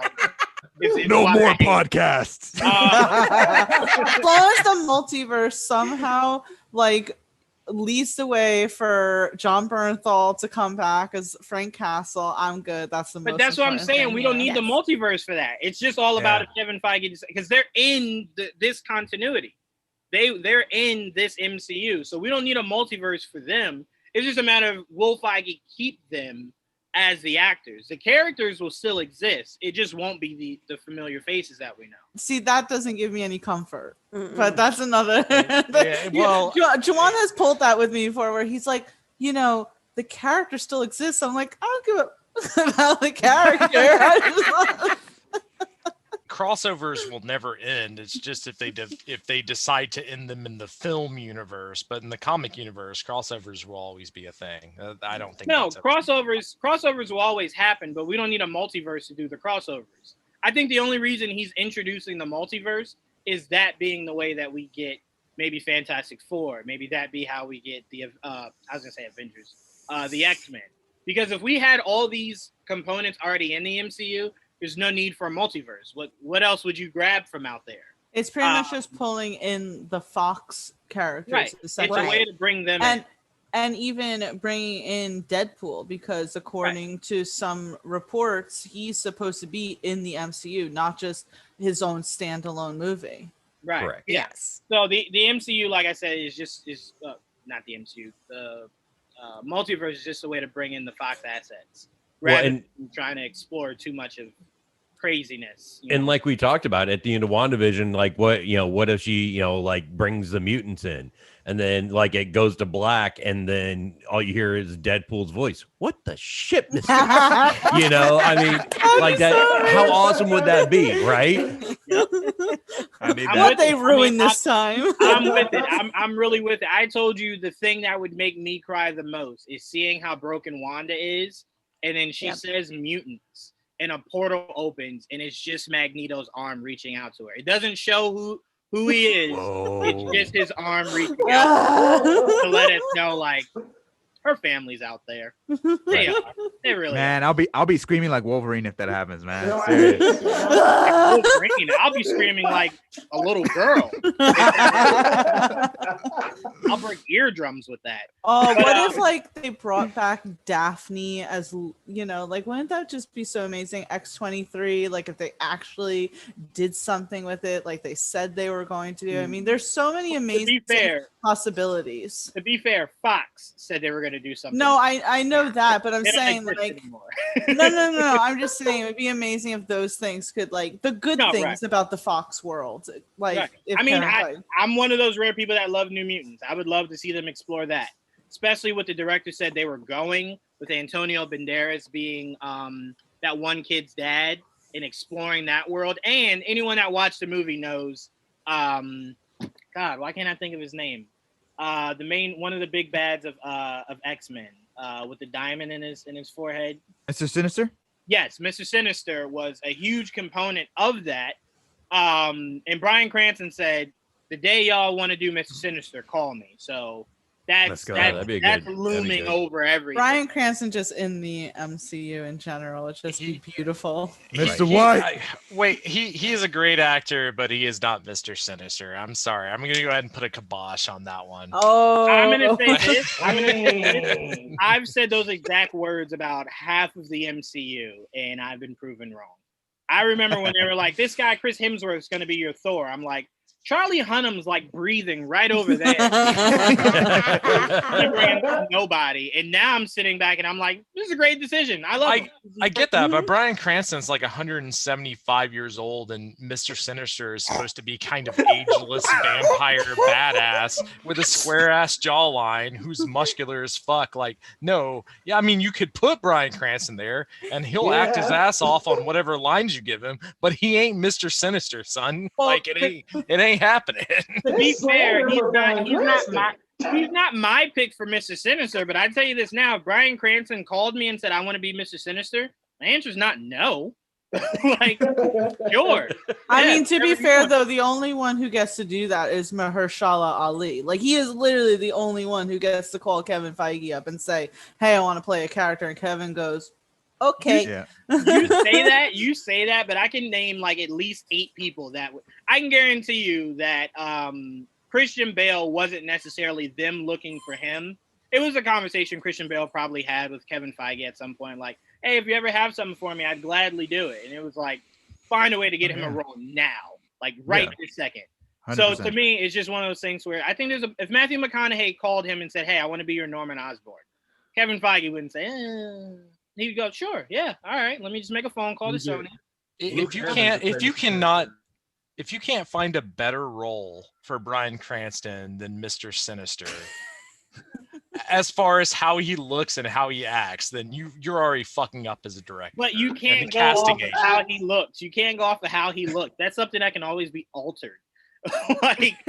No, I totally can go off that as far as like. No, Kelsey Grammer was you thought of Beast and then went, oh, Kelsey Grammer would be perfect. No, but look how great they did to make him look like Beast. So Bradley Cooper is Rocket. There you go. There's a many of actors that shouldn't be in their roles. I'm gonna hard disagree on this one. Let's just move forward because it's gonna delay the show. I can already tell. Yeah, we can move forward, but I'm telling you this now. No one's saying, except for you, no one would deny seeing Bryan Cranston as one of the most powerful villains of the X-Men world. All right, last question I want to ask you guys, so we can get out of here. There's been some murmurs, I don't want to say from who because, I don't want to give anyone the attention of it, but some murmurs that we could be getting Michael Fassbender in the MCU, possibly Dr. Doom. Just everyone's really quick thoughts before we head out of here. Angel, I'll start with you. Your thoughts. Michael Fassbender as Dr. Doom would be a dream come true. He is a world-class actor, one of my favorite actors of this generation. I think he is absolutely impeccable in films like Shame, films like 12 Years a Slave. Oh my God, Shame was amazing. I'm sorry to interrupt you. I'm so glad someone else has seen that. Yeah, I absolutely love Shame. I love him collaborating with Steve McQueen. I think Steve McQueen is such a phenomenal director. If you haven't seen his film before Shame, Hunger, check that out. You'll get to see Michael Fassbender go on a hunger strike, and it's absolutely mind-blowing. Him as Magneto is one of the best castings of that First Class cast. diabolical actor. I would love to see him. He would kill it as Dr. Doom. But he wouldn't be my first choice. My first choice actually would be Cillian Murphy as Doom. To see Cillian Murphy in the MCU is something I've been dying to see, and I think you need somebody with like that much gravitas as Doom to really bring that character to life and be the next intimidating foe that's above Thanos. Yeah, it's not it didn't leap out at me because this has been a fan cast people have had for forever now. It's one of the oldest fan casts. It's not my pick. My pick is what I told you guys before, Javier Bardem. He would bring a level to Doom that is just menacing. Yes. And that is my perfect pick because it's just, to me, I don't need it, but I don't want Doom to sound like he's from here. You know what I'm saying? I want gotcha. the element of a Doom that sounds like he's from a foreign territory. Well, Michael Fassbender is Irish and German and has an Irish accent. They just gave him an American accent, or no, I'm not sorry. I'm sorry. Well, not an American accent. What I'm trying to say is in some movies he's played with an American accent, but he is indeed has a foreign accent. I get you. I'm thinking I'm trying like to Slavic or something. Like... No, it doesn't necessarily have to be like that. I don't want to say this to where it sounds like offensive, but I just want, I don't know. I want it to be a sound of somebody that doesn't necessarily sound like Doom. But like it's so foreign that it's just drastically different than what we've pictured Doom to sound like. And that is a level of foreign that Javier gives that I think I would lean more towards. But again, Michael Fassbender is another actor that you don't say no to. So if he calls and is like, hey, I'm your Doom, and Feige says yes, who am I to question it? Because again, there was a certain soap opera actor that became the Norse god Thor. I look at him as one of the greatest casting choices. So when did we have to just accept whatever famous actor calls for roles? By the way, when they give great performances, I mean, I haven't seen anyone in the MCU who hasn't given a great performance. I haven't seen Hawkeye.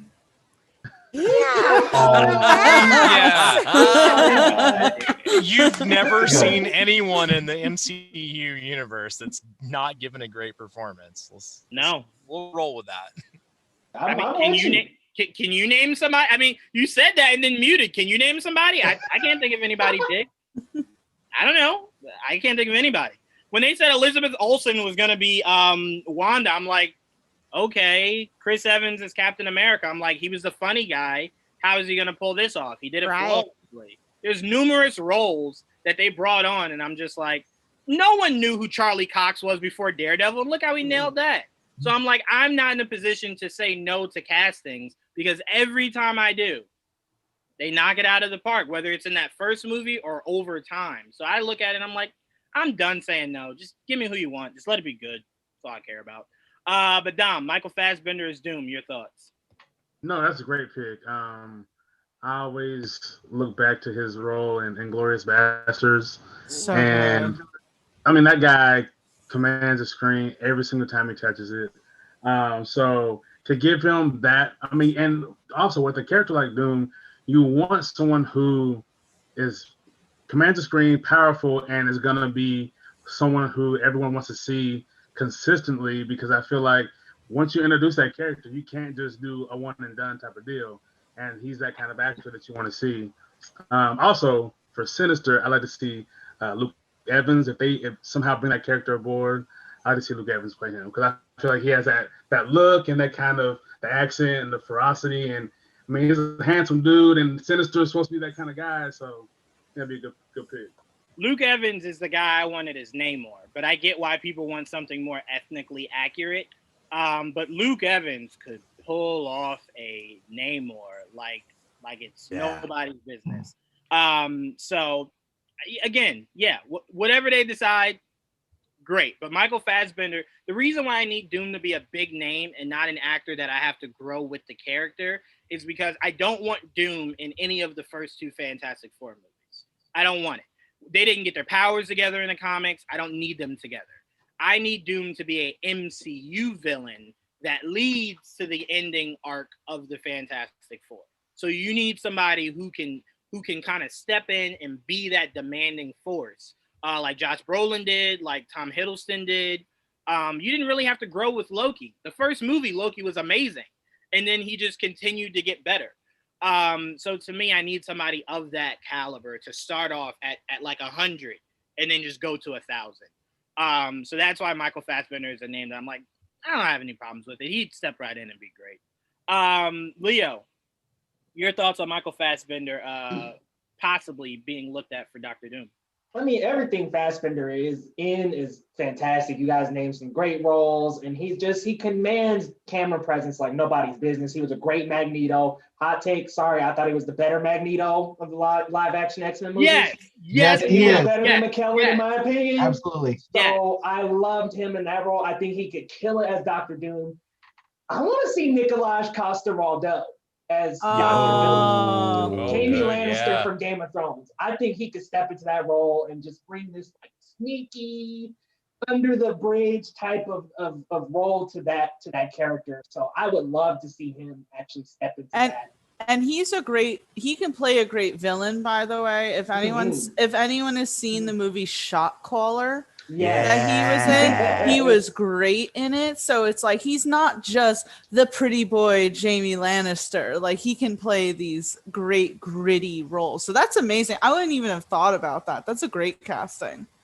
Yeah, no, for sure. And to your point, really quickly, the reason why I give Michael Fassbender the edge is because they were able to flesh him out more in those movies than they were in. I mean, because think about it. When we got the Magneto from the original X-Men, he was already old. You know, it was like you had to depend on all those like you didn't see the younger years for them to flesh him out more. So that's the edge. I'm not saying one actor is better than the other. It's just what he was given for his role of Magneto was more fulfilling than the original Magneto that we got. I'm with you, Leo. We're gonna get canceled, but I'm with you, Leo. I am for sure with you. Tia, Michael Fassbender being looked at for Dr. Doom. Well, first of all, as you guys have been saying, and I'll echo, Michael Fassbender is such a fantastic character actor. I love that Angel pointed out hunger, shame, just truly gripping stories that have been told, and he was fantastic as Magneto. Now, as great as he is playing a villain, and I certainly wouldn't mind if he played Dr. Doom, I would have loved for him to maybe not play a villain. And I believe it was Angel's idea as well. When you said Cillian Murphy, I was like, oh my God, because he hasn't played a real villain in a while. And I think that was one of his things, because he played villains when he first was really getting recognized. And I think he said that he didn't want to play villains anymore because he didn't want to get typecasted. I'm like, okay, Cillian, you're established enough now. We know that you can play more than just villains. Let's go back to the villains. But Michael Fassbender would be great. Javier Bardem would certainly be great because he has a much bigger like physical appearance and presence than say both Michael Fassbender and Cillian Murphy. So either way, I'm not overly attached to that character where I necessarily am hanging on who plays him. I just hope whoever plays him well. And if we can get Michael Fassbender back into a Marvel show or a Marvel movie, that would be amazing. And yes, Angel, Red Eye is amazing. Wes Craven, baby. Yeah, for Cillian Murphy, he was my pick when Edward Norton was on the outs. Is Bruce Banner? He was my pick to replace him. I thought he would have been phenomenal. Bruce Banner, especially if they were able to work with Universal to do a solo movie where you could flesh Bruce out a little bit more, the psychological torments that he's going through, make it a little bit edgier. I thought he would have been great, especially because I thought at some point we could get Universal to sign off and Fox to sign off for a Hugh Jackman's Wolverine versus Hulk.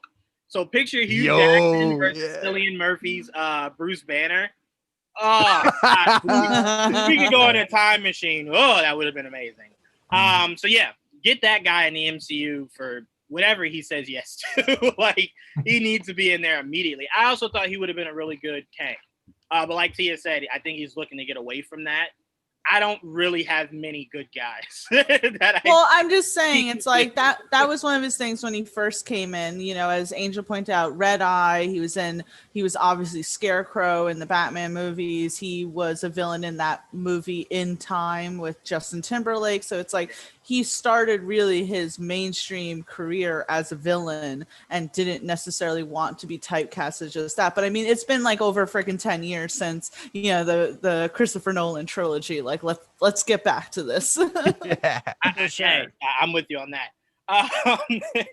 KJ and Patrick, what do you guys think about Michael Fassbender being eyed for Dr. Doom? And if you're not for it, who would you guys like to see take the role instead? I'm for it. Yeah, but we're easy. 100% in. Yep. I'm good with Fassbender. Bring him. They're like, we're sold. Pass it Yep. on. We're Yep. good. Don't even say anything else. I was like, sign off on that so I can move on to other things. That's good there. Yeah, no, again, it's one of those things where it's like I have no reasoning for being against it. I'm just saying I'd like them to think a little bit more as far as Dr. Doom, and that's why I went Javier. But yeah, he's a great actor. It's just really hard to look at good actors and go, no, you can't. Like, not at all. This isn't for you. Martin, I'll go to you. Your thoughts on Michael Fassbender being eyed for Dr. Doom? Yeah, I've got no problem with it. I don't have a problem with Javier either, mainly because all I want for Dr. Doom is I want the actor, as you say, basically just to overpower the screen. And either one of those can easily handle that. So, I mean, yeah, I've got no problem with either one of those. I think they both would do a fantastic job. Yeah, and I just want to throw out there, Remy Malek also was my fan cast for Silver Surfer. So, you know, Nice. definitely get on that, Marvel. And if we hear whispers about that, I want all the credit. I want Feige to come on this podcast and go, Juwan, we heard you, and that's why we picked it. But no, I just think he'd be freaking amazing. But Ryan, really, go ahead. No, go ahead. Yeah. Honestly, I would just rather see him come back as Magneto. I don't like when you have, I mean, there are rare cases like the Chris Evans or Ryan Reynolds kind of thing where you double down, you were a hero or you were a villain, and then you get that second chance. I just want him to come back in some way as Wanda's father. Like if that's the way he comes back, I'm cool with it. I just don't want to see him as anything other than Magneto. Like there's so many great actors out there that can be Dr. Doom. What was the other one you guys said? Javier Bardem. I'm fine with that even. I mean, there's so many good choices out there that I think it's so easy for us to go, oh man, I loved him in that. Why aren't they using him for something else? And you know, I was hearing this week about Batman, like the fact that Ben Affleck is probably just done with being Batman, and that kills me.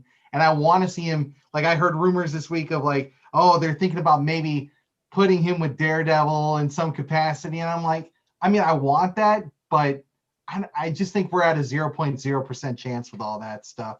So will he? Maybe. I don't think it's going to happen. I don't think Dr. Doom is his future. There's just so many other good choices out there. And I think Feige's going to go in that direction. But I do want to see as much as the MCU come together with the Fox universe and all that stuff. So hopefully we'll get that because I love so many of the Fox universe, even though a lot of them are bad.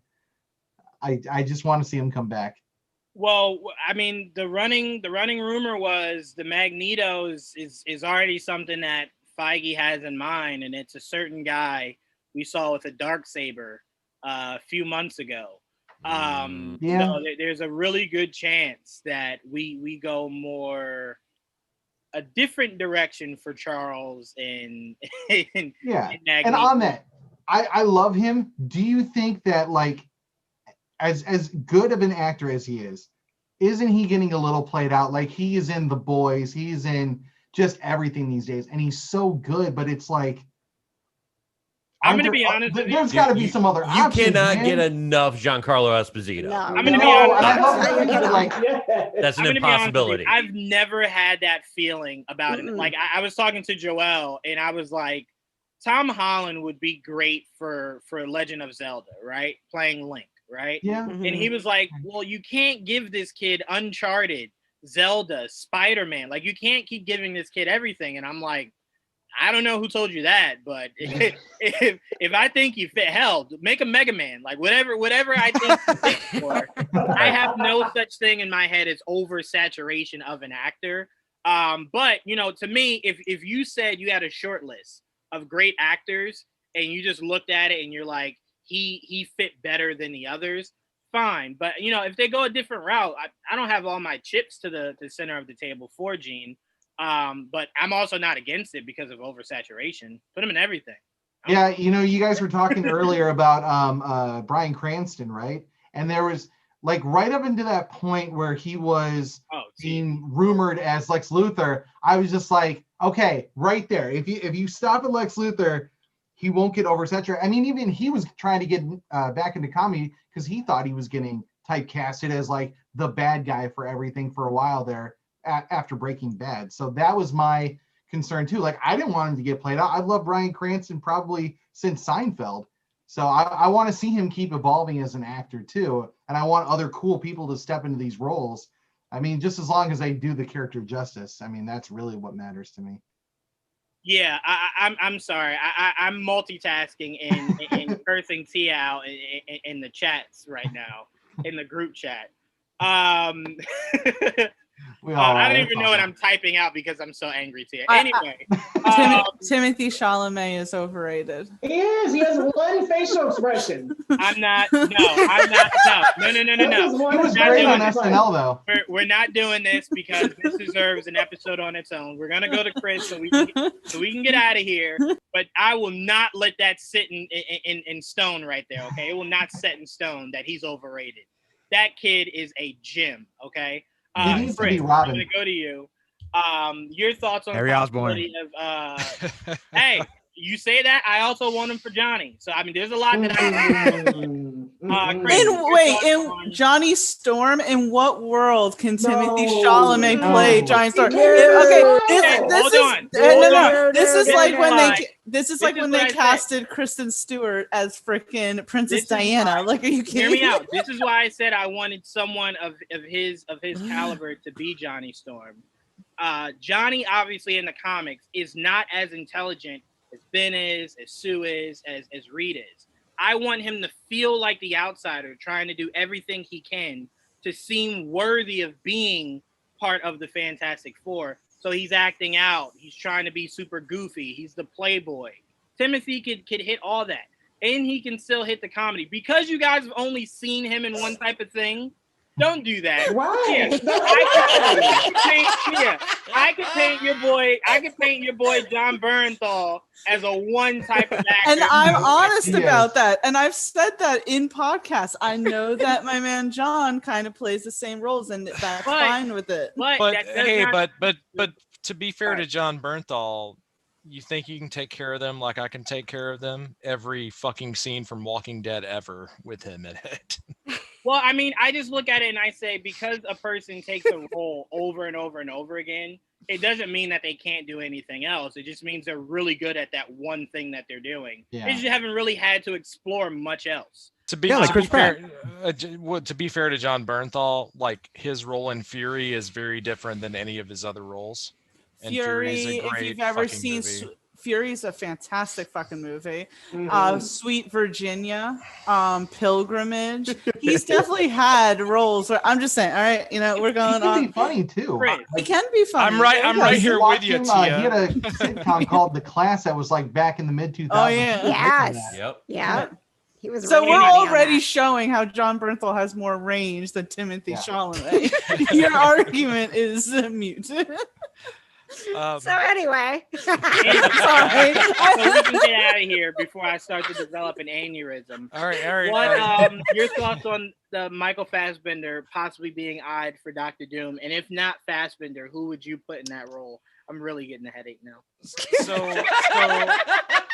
So while you guys were arguing amongst yourself, I pulled up like a bunch of top actors that were typical who would be picked there for Dr. Doom. Michael Fassbender, I think, is a great pick. Like, I have absolutely zero problems with that. But one of the people that showed up on that list was Christopher Waltz. And I think wow. that would be a very, very interesting choice for someone like Dr. Doom. He's a little older, so it depends on what universe they're gonna, or depends on how they're gonna portray it. But Christopher Waltz would also be great. But Michael Fassbender, he's a great actor. I'm one of the fans of the new X-Men. I didn't have any problems with those at all. I enjoyed them. So yeah, nothing against Michael Fassbender. I like him as Dr. Doom way more than Bryan Cranston as Mr. Sinister. I'll fucking say that. Wow, guys, you brought up the old shit. Yeah, Chris has made that very abundantly clear. There's one thing we can say that was made very clear today. It was Chris's need to not have that ever happen. But guys, we had a great episode. Look at that behind Angel. Go ahead, Angel, show it off. Yeah. Let them see it. Get ready for Dune. I better not see a review from Leo or Tia about Dune. You guys better not see that movie. Oh, look, an aloof guy in the middle of the desert. Oh, Jesus, Jawan's Anyway, listen, I gotta say something real quick. Look at Jawan's picture. Look at Angel's picture. Same person. I mean, Jawan, just admit, like, that's not the same expression. All right, whatever. Yeah, it is. Just admit That is. Jawan, it's okay if you want to admit that, like, you like him, and he's a good looking fella and everything, and that's okay, Correct. But that doesn't equal talent. No, 100% it does. Beautiful people like that can't be that untalented yet. Oh, there's a lot of them. Not many. There's not many. There's some. Anyway. No, I'm gonna say it. Dr. Doom, Leonardo DiCaprio, and just leave it right there. Oh, Jawan would be 100% on that. Wouldn't that be awesome?